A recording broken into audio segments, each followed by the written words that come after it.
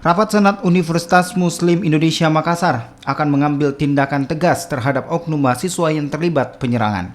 Pihak kampus akan mengembalikan mahasiswa ke orang tuanya jika terbukti terlibat.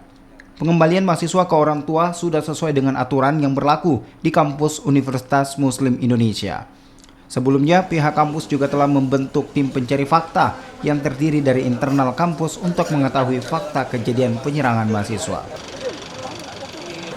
Kalau yang kami sementara yang dilaporkan tadi itu ada 10 dan itu kalau saya tidak salah itu masih ada buron, dan itu tadi juga disampaikan oleh pihak Polrestabes dan juga hadir tadi Wakapolda itu melaporkan dari apa yang terjadi dan temuan bahwa pelaku utama juga sudah ditemukan. Oh, gitu.